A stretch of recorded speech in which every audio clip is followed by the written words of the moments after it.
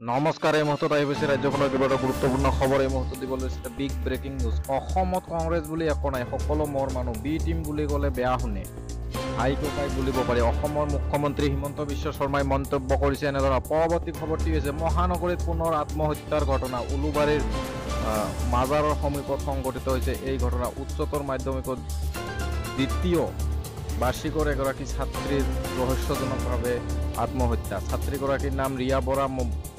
মৰিগাঁৱৰ পৰা বায়েকৰ ঘৰলৈ ফুৰিবলৈ আহিছিল, যি আত্মহত্যাৰ কাৰণ এতিয়ালৈ পোহৰলৈ অহা নাই।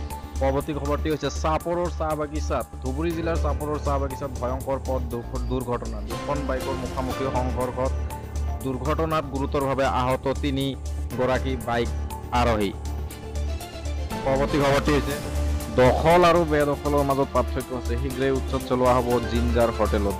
ডক্টৰ হিমন্ত বিশ্ব শৰ্মাই এনেদৰে মন্তব্য কৰিলে। জিঞ্জাৰ হোটেলতো চলিব উচ্ছেদ। পৰৱৰ্তী খবৰটি হৈছে 1200 বিলাসী বাহন লৈ বিজেপি এৰি কংগ্ৰেছত যোগদান বিধায়কৰ। মধ্যপ্ৰদেশত বিজেপিত মক্ষম আঘাত। 1200 বিলাসী বাহন লৈ বিজেপি এৰি কংগ্ৰেছত যোগদান বিধায়কৰ। পৰৱৰ্তী খবৰটি হৈছে ৰাজ্য নিবনুৱা যুৱক যুৱতীলৈ আন এক ভাল খবৰ।